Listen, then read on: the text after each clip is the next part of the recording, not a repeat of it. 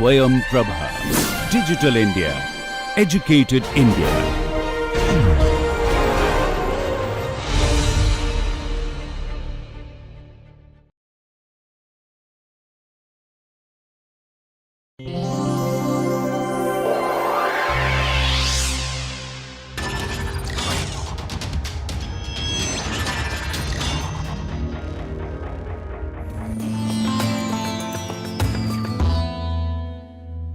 Okay, let's continue what we were doing in the last class.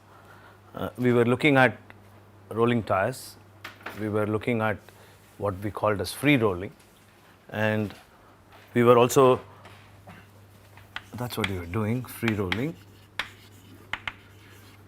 and we were going in deep into the concept of how contact pressure influences various things that are happening at the contact patch.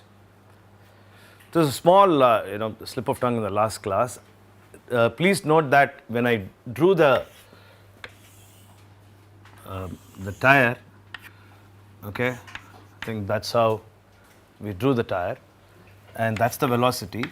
So whether it's braking or accelerating, the velocity is, the direction is the same. So I think that instead of acceleration being in this direction, I put velocity. Please note that that's acceleration. So the acceleration is in that direction. So the ground, we said, will be, you can have that stationary and the ground moving in the opposite direction. We said that that's the relative velocity. So please note that it is the acceleration. And it's obvious, but nevertheless I just wanted to make it clear as to what we were talking about. Right, there were some questions on tires, like how tires are built and so on. That's a vast topic. In fact, tire mechanics can be a course. Unfortunately, this is only a part of this course, so we won't be able to go into the details of tire mechanics completely. We will only talk about tire mechanics from the perspective of vehicle dynamics, how the tires interaction is going to affect the vehicle performance. That's what we're going to talk about. We are not going to talk about tire design and so on. I know that's a topic by itself. But nevertheless, it's important that we talk about how or what is the construction of the tire, okay? And courtesy JK Tires, I am giving you the slide, which talks about how tires can be classified. So tires are classified based on construction into what we call as a radial tire or a bias tire. Today, radial tires have become extremely popular, and all passenger car tires are radial tires. In this country, in India, about 20-25% of the tires in the truck are radial, but elsewhere, for example, North America, 90-95% of the tires in the truck or the bus segment are radial tires. Still, there are bias tires running in India, but in most of the developed countries, the tires are radial. There are a lot of advantages of radial tires, the foremost amongst them being the fuel efficiency.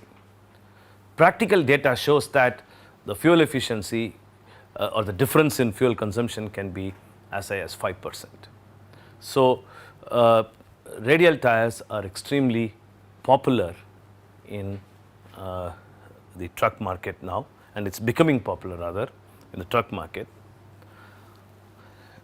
The other tire is what's called as a bias tire. Let's understand what these radial tires mean. Okay, this is a cut section of a radial tire. The cut section of a radial tire.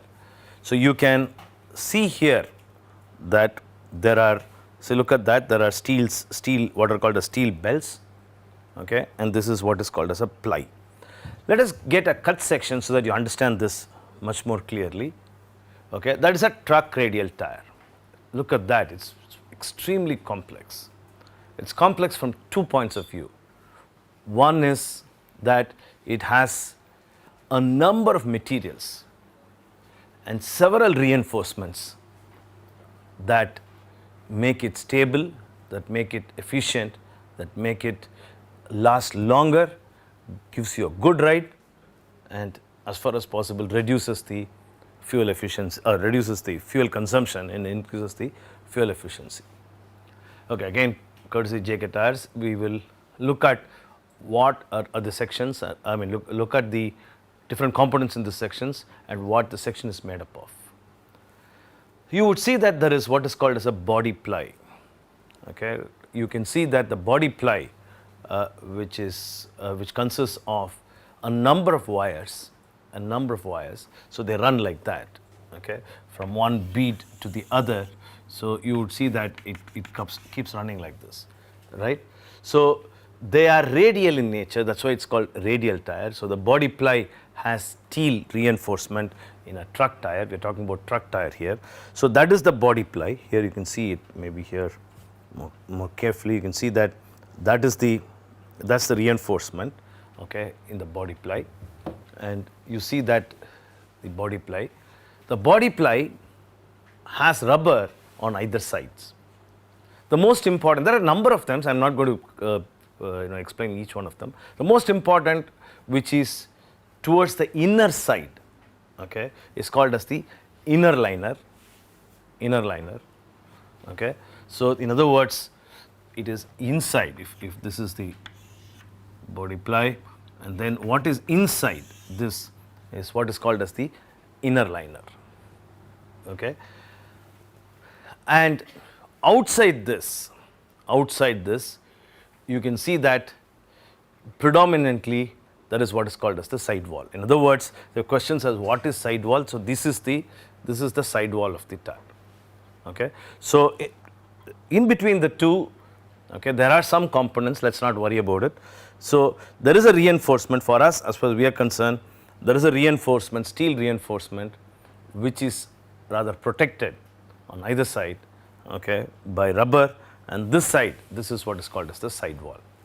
This region of the tire is what you call as the buttress, okay, buttress of the tire.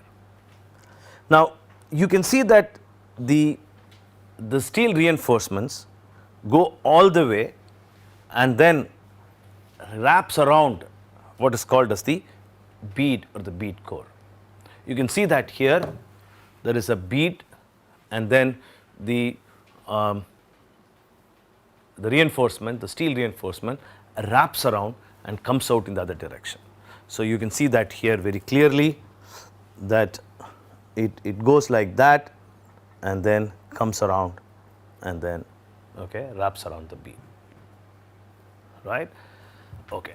Now around that portion of bead is solid, heavy. This is a very important guy. Last time itself we saw that he's the guy who's going to interact with the rim in order that the loads are properly transferred and so on. So that portion is made up of a number of reinforcements, okay. There is what is called as a steel chipper wraparound, okay, to protect the bead, and then you have a chaffer and so on. The chaffer and chipper, all of them help the bead to actually interact with the rim, right. So there are other things there, let's not worry about it. So the first thing is that this body ply, important component, either side of it has rubber, sidewall and inner liner, wraps around the bead. Then when you come to the top, you have what are called as bells, okay. These are what are called as the bells. You can see it here, they are, in this case this is all steel radial. So this ply is steel, as well as these bells are made up of steel, right. They are steel bells. They give the stability for the tread, and you can see that there is not only one belt, there are a number of belts. There is what is called as a transition belt, and there are two working belts, and then there is a protective belt. So these belts have steel wires running. Say for example, if you look at it from the top, so you have wires running like that, okay, in one of the belts, and then running like that in another belts, okay, and so on. So the two belts, working belt 1 and 2, are very important belts, and as I said, that gives that stiffness, the lateral stiffness and the longitudinal stiffness to the tread. Okay. The construction there is very complex. We will leave it for a minute because we are only looking at the mechanics of the tire and not into the mechanics of load carrying and stresses and so on into the tire. So we are not going to look at the design. From design point of view, how you place that belt, what is the width of the belt, what is the angle, and all these things, how many belts are used, all these things become important. There can be 4 belts, there can be 3 belts, and so on. Then on top of it, okay, there are some layers again of rubber, and then ultimately you have the tread about which we were talking about. So these are this is the tread. We will see that in a 3-dimensional picture, and this is the tread. Right. Okay. Tread is the one which is in contact with the ground, and the mechanics has a lot to do with the tread as well as the belt, okay, and how that interacts with the road. That becomes very important, and that's what we have been talking about, and we will continue to talk about that, okay, in this class. What is tread made up of just rubber? Tread is made up of elastomers, rubber, okay. We will see, I'm not going into the details of what is this composition, how it works and so on, okay. This can be natural rubber, NR plus, natural rubber is usually called as NR, butadiene rubber, BR, styrene butadiene rubber, which is SBR, and so on, okay. So it's a combination of all these materials. So we will not go into the details of these materials, okay. Nevertheless, to say that, that is the passenger car, we will come to that in a minute. Yes. So you can see that the a passenger car tire, for example, as well as a truck tire, is made up of a number of different compounds of elastomers. In other words, different regions of the tires have different compounds of rubber. So it's not one rubber. Rubber or elastomer is a very generic term. It's not that there is only one compound that covers the complete tire. In other words, tire is just not made up of only one compound, but a number of compounds. As I said, that's not the intention in this course now. Okay. That's the passenger car tire. Essentially, the construction is similar, but not exactly the same. The body plies are not necessarily made up of the same, the steel, but it can be of different materials. Okay. And then, as I said, we will look at the biased truck tire. Unlike that radial tire where you had one body ply and then you had belts, okay, here you have what are called as plies which run throughout, okay, 1, 2, 3 plies, as you can see, okay, which runs throughout, okay, and are arranged in a position, okay, arranged in such a fashion as you can see that they're crossing each other, okay, and that gives the strength for the tire. Because of the way these are arranged, there's a performance difference between the bias and the radial tire. But since the bias tire is almost given way to radial tires, we are not going to talk much about. There's no point in now comparing bias tire and radial tires. Okay, so we will concentrate on radial tires and how that works. I just wanted to say that there is also what is called as a bias tire. Bias tires are still used in trucks. Okay. Now, that's a typical passenger car tire. You can see the treads there. Okay, the treads are very clearly seen. There are various ways in which treads are designed. You can see that there are grooves there. There are grooves in the tread. Okay, these grooves, this is a passenger car tire, and these grooves are there in order to carry water or minute sand, as you go over, say, a sheet of water. In other words, they are channels for the water to escape as you go under wet conditions, right? The tires are basically classified into what are called as rib tires. This is a truck rib tire. Okay, you can see that there are ribs. There are 4 ribs in this tire, and lug tires. These are what are called lug tires. The rib tires are usually used in the front wheel. Not necessarily that it should only be used in the front, because there are buses which uses this in the rear also. This is a steer axle tire. Performs very well when it is in the steer axle. So this is a rib tire, okay, which is used in the steer axle, and that's a lug tire which is usually used in the drive axle. That's the rear. Okay, so these are rear tires, and the front is a rib tire. But in a passenger car, you can't have 2 different types of tires. So you have tires which are a combination or a hybrid of these 2, which you would say all-wheel tires. So all-wheel tires are a combination of this kind of lug pattern and a rib pattern. Okay, so you would see that a passenger car tire is sort of a combination of these 2. Even for truck, you have a combination, okay, all-wheel tires, where you can use in the front as well as in the rear.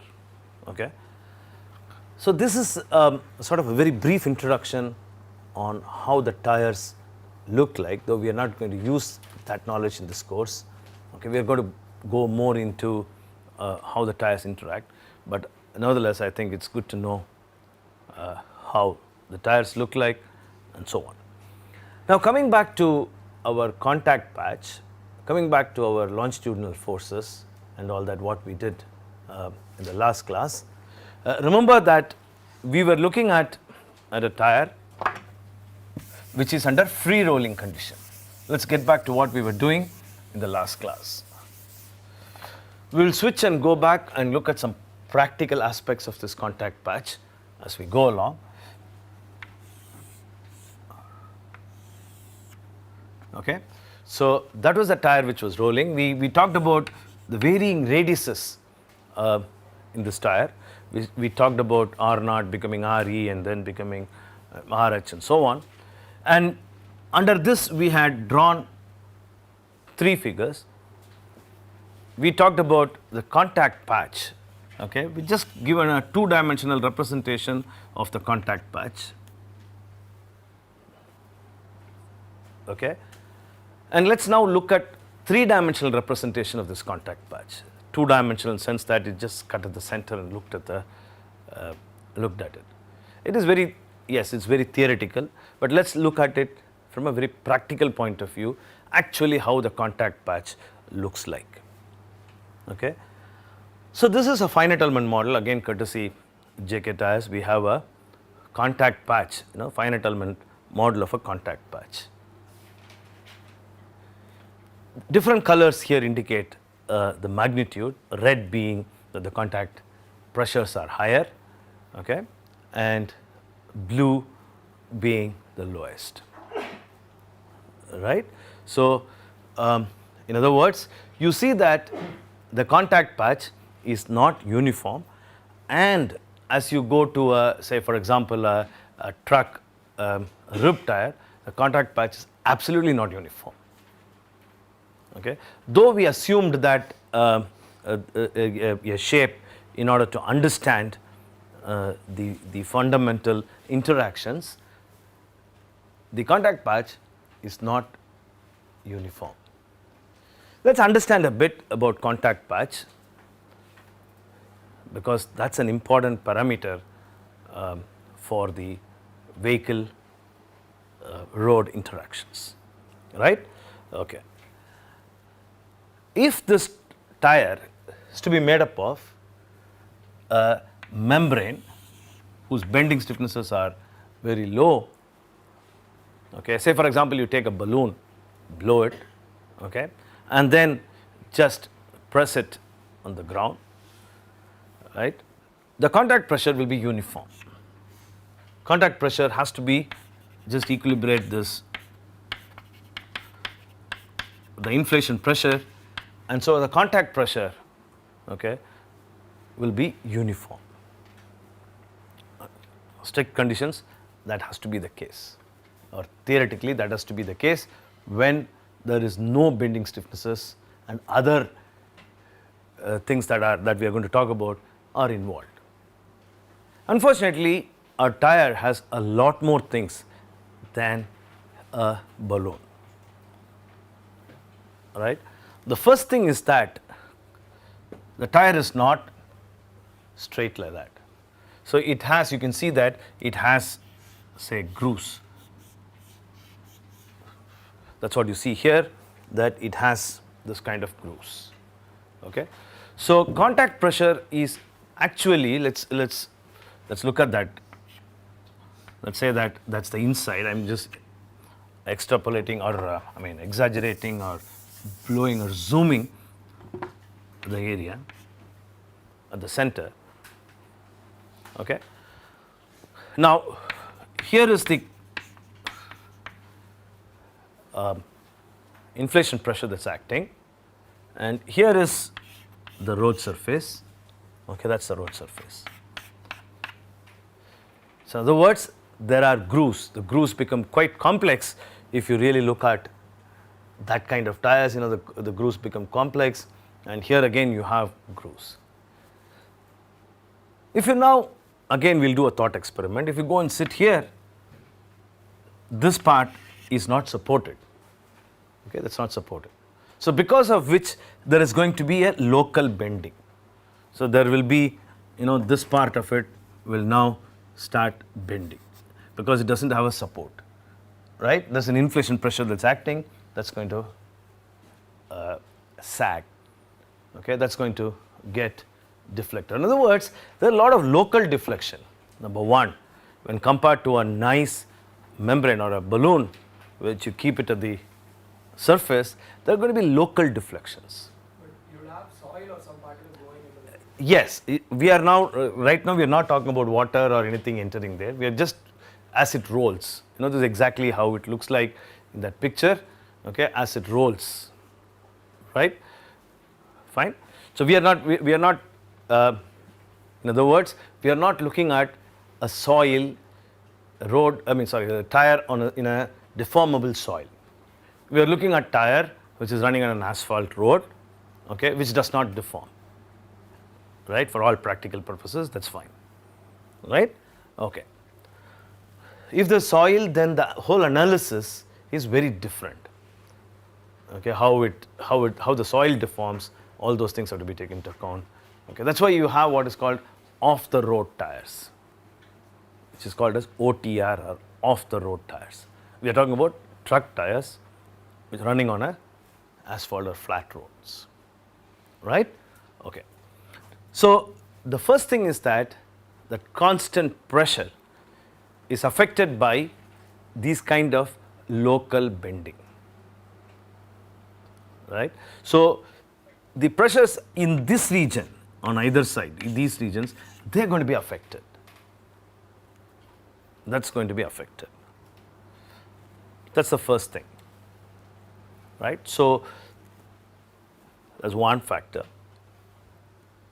The other is the sidewall. So that's the sidewall. So actually what happens is this. So look at that, under pressure, the sidewall will be like this. And so there's a deformation of the sidewall, and the shape of the sidewall is different from what it is now, and when it's under pressure, then the sidewall shape changes, right? And that's going to have an effect which is very important for this contact pressure distribution. In other words, you will see that if this is the undeformed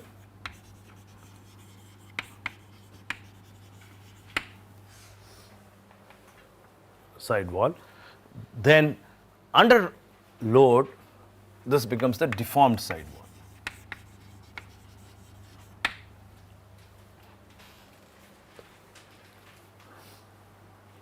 Right.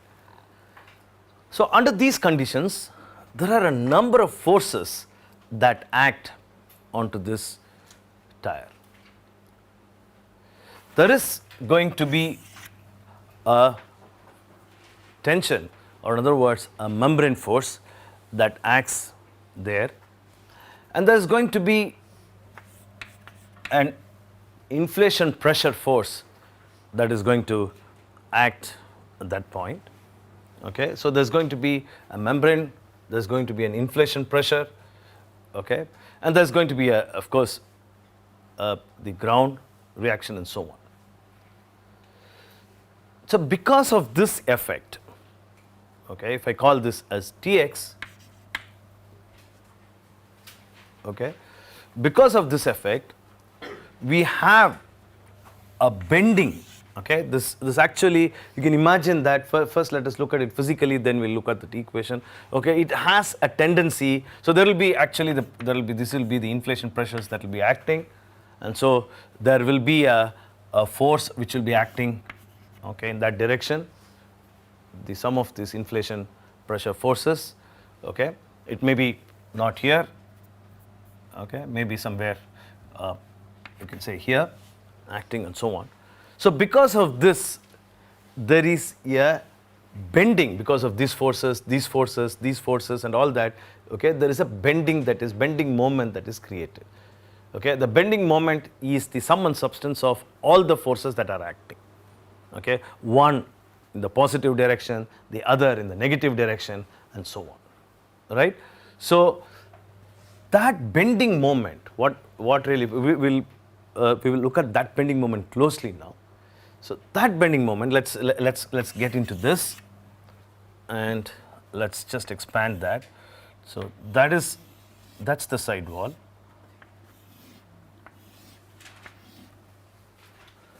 Now assume that this whole thing is now bent, and so we have a bending moment acting at this place as you had seen there. Okay. So now what would happen because of that bending moment? There will be more reaction forces here.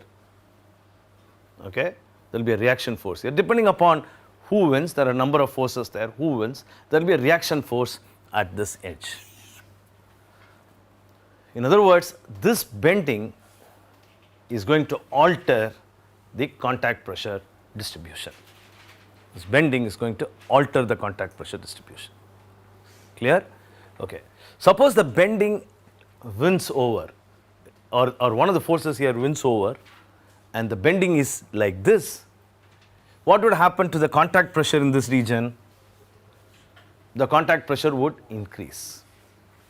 Okay, the contact pressure here would increase. So in other words, the sidewall geometry and configuration would result in a bending moment at the ends, because of which, okay, the pressure here, the bending moment here will be compensated by that will be the reaction. Okay, this is the action and the reaction, and because of which there will be contact pressure will be here higher, or higher contact pressure would result at the edges. So that's what you see here in this figure. At the two edges, you would see that the contact pressures are higher. It's not necessary that it would be like this. It depends upon a number of forces that are acting. Number one is that there is what is called as the membrane force. Okay, this which we had drawn there as T, and the membrane force depends upon two things. One is that it depends upon the radius of curvature. The radius of curvature. Please understand that there are two radiuses of curvature. Okay, one, for example, here is a radius of curvature. The radius of curvature here is going to change, and then there is a radius of curvature in the other direction. Okay, so there are two radiuses of curvature in the tire, right? And so both the radiuses of curvature have an effect on this Tx, right? Both the radiuses of curvature have an effect on Tx. Of course, the other things that have an effect on Tx are the inflation pressure and the force in the Ty direction.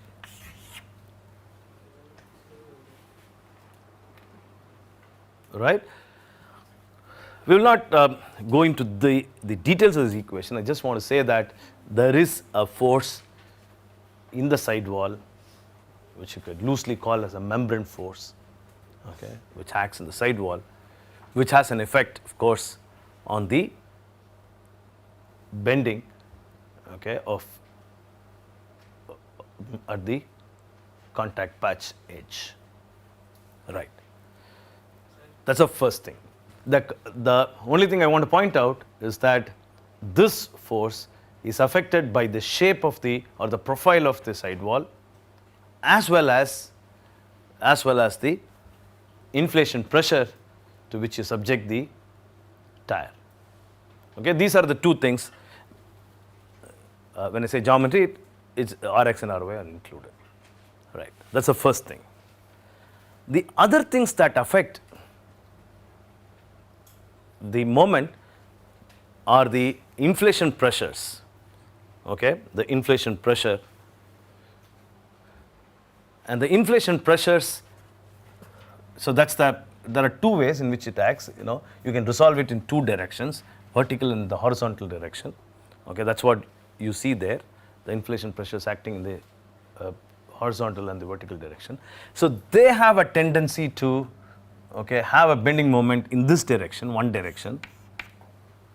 And this Tx has a tendency to have a bending moment in the opposite direction, with the result that there is an addition and there is a subtraction. Right? So in other words, it's very simple to understand. So if this is the W, okay, what is that W? Let's get back. So say this is the W, this distance is the W. Okay, so hence you will see that everything here depends upon the geometry. So if that's the W, then you can see that there's a minus sign here, which acts in one direction, and then the other things is in the opposite direction due to inflation pressures in opposite direction and acts, okay, like this. So ultimately, what is this moment, bending moment, that decides the variation or the difference in pressure? Just to summarize, what it simply means is that the inflation pressure that's acting would have been the same as that of the contact pressure, but for the presence of local bending, which we saw here, as well as a global bending, I would call it, as we had seen here. So because of this bending, and of course because of the membrane forces and so on, the contact pressure is not the same as that of the inflation pressure. Clear? Okay. That's the first important point. Now there are a number of design parameters which affect the contact pressure. Let's agree that it's not the same. Okay. Actually, we were looking at the rolling tire, right? And right now our explanations are more to do with a stationary tire. Rolling tire has other factors which are very interesting, right? Before we go to the rolling tire, say free rolling tire, then we will go to a tire which is braking, how the contact pressure changes, or accelerating. And lastly, the most difficult of these cases, what happens when the vehicle takes a turn or cornering, right? So in today's class, we will concentrate only on rolling tire, free rolling tire, and we will just get into what we call as braking or traction. Okay, next class we will expand it and so on. Clear? Any questions? Dy is the membrane force In the y direction, right? In the y direction. What is Fy? Is it the sum of all the forces? Yes, in the y direction. Yeah. X and y, x I had given here, y is in the other direction. Okay, Fy is in the other direction. PA is the pressure. Pressure. PI is the inflation pressure. PA into W. Okay, let me write down if you have doubts. Let me write down. Tx and Ty I had already explained. Tx is the sidewall tension in x direction, and Ty is the sidewall tension in the y direction.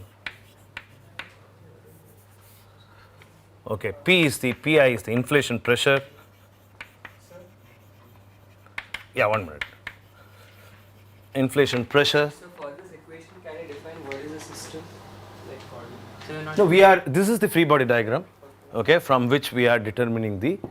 See, what I've done is essentially I've cut this and then put the equivalent, forces here. So Right. why aren't we taking the mass? Yes. See, what we are. Good question. Actually, in most of these analysis, we have left out centrifugal force. Okay, so as it rotates. In some of these conditions, if you look at literature, centrifugal force becomes important. Okay, but under many conditions, okay, we neglect the centrifugal force because of rotation. Okay, you have to be careful. Usually, in a truck tire, we're looking at the truck tire. The centrifugal forces are not that very important because of the speeds, but in passenger car tires, centrifugal forces become important. Okay, right now we are not considering that, but okay, then there will be other forces, and there'll be some changes here and so on. Right. So this is only to explain more physically the bending. What happens. Okay, I'm not going to rely on these equations. Today, most of us do not rely on analytical expressions. We go to finite elements. Okay, so all these things, all the results that you get, all the niceties are beautifully brought out in finite element analysis. But nevertheless, this becomes important in order to understand what really happens or why the results are what you see in finite element. That's the reason why we explain what is bending, how does it bend, what are the forces which cause bending. We can't do hand waving. Okay, that's the reason why we write down these equations and see, look, there's a moment, and the moment consists of, the moment is due to various forces, and forces act because of inflation pressure, because of the force of the membrane or the sidewall forces. Okay, these participate in this moment and so on. All these effects, okay, are accurately brought out by the finite element analysis, and hence we look at the results ultimately in the finite element contact pressure distribution. Clear? In which case you can also add the centrifugal force and so on. So we will look at now rolling tire. There are other things that become important. Okay. Why is the component of y coming in x direction for tension? Y coming in the x direction. Yeah, this is the way actually this is a membrane theory. We are not going into the equations. Okay, so we would right now not go into the derivations of these equations. Why ry, rx, ry, and all that. Right? We will not because then the topic becomes very difficult, and so this is not f. This is not f. This is fv. I thought you were asking r by v. This is fv, and fv is this force that is acting here in this direction. Okay, the force which is acting at the center here, and that is fv. Okay, that's not fy, that's fv. Okay, but rx and ry come into picture, and that is fv. Actually, it's not the total vertical reaction force that's acting. Okay, this is not fy. You're right, but rx and ry come into picture because of these radiuses on either x and y directions. Sir, that m on the left hand side, that is due to the forces. Yeah, the m is the bending moment that acts at the edge. Okay, at the edge, right? So there, what we do is simply we take bending moment due to distributed loads. Okay, due to inflation, which is divided into two parts. Okay, that's what we do, this and this, right? It's as if there is a distributed load like that here, okay? And this is the result of the bending moment due to the distributed load, and that acts in the opposite direction, okay? Ultimately, you have a bending at the edge, period. So that is balanced by the forces, distribution of forces? Yes, from the road. yes. See, what is this? What do we mean by distribution of these forces? If you want to understand this, it's again very simple. If you have a doubt, let's say that I have a cantilever beam. Okay. Now, I have it's a distributed load that's acting on the cantilever beam. Okay. So there is an action here. Okay, and there is a reaction at this point. Okay, right? So we are talking about the same action and reaction here. So this is something like a cantilever beam when there's an action and a reaction. So the reaction is in the opposite direction, which means it should be in this direction. So you will have a load distribution here such that it will oppose this moment that's acting here in the same fashion as you have in the cantilever beam. Clear? Okay. So the only thing difference between these two is that here we have a cantilever beam within quotes, cantilever beam, in sense that it is okay, curved beam, okay, and with forces acting. Effect of local bending is not shown here. Yeah, of course there are effects of local bending. You can see that there are green in some places, there are green, and there are as you near the grooves, and then you have again red and so on. Okay, so there is a sort of a relief here, okay, that's happening. In other words, what happens is that when it really bends, okay, when it bends, then there is a small lift and so on. There's a redistribution, and that's why you will see that near the grooves they are not red. Okay, there is a change, right? So there are two components of pressure. Yeah. So there's an inflation pressure. That's why the two components are what we give that. Are they PIX and PIY or? No, there's no this PI, only one pressure that's acting this direction. That is the inflation pressure. The force, the result of the inflation pressure can be divided into two parts, okay, or two in the x and y direction. So what we have drawn here is the inflation pressure, right? Let's come back here, and so we are talking about rolling. So this is the what we call as the static pressure. Rolling has a very interesting things that are going to happen when it's rolling with respect to contact pressure. Let's see what happens, and then we'll explain. Okay, that's a contact pressure of a rib tire. Look at that. When this is a sudden change. Okay, you will see that there is a change between the two. Contact pressure when it is stationary, and you can see the whole thing gets twisted, right? You see further when it is okay, the same thing with the different limits. You would see when it is braking, look at the way the contact pressure now changes. When it is traction, look at the way the contact pressure changes. So in other words, you can see that, let's get back to this. So you can see that there's a change in contact pressure. Okay, there is an adjustment of contact pressure. Why does that happen? Right, that's our next question. We are looking at contact pressure this is the contact pressure. Now as I travel from one end of the contact pressure to the other, okay, in other words, just look at that contact, so let's contact patch. If this is the contact patch, okay, as I travel from one end to the other,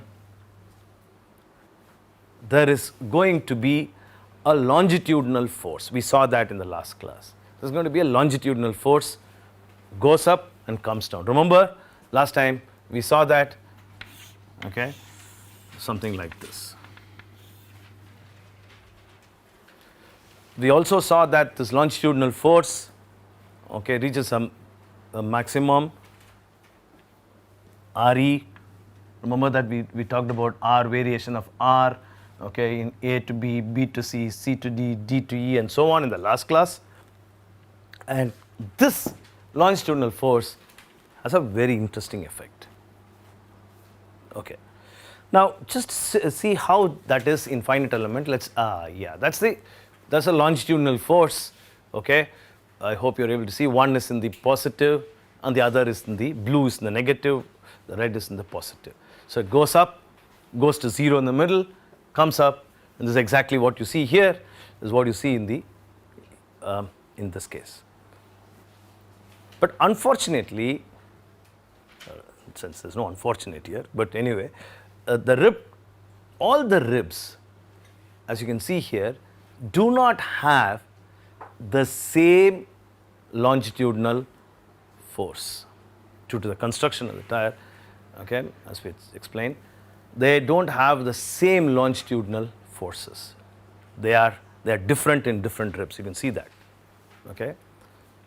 Now the tire. So that's the yeah.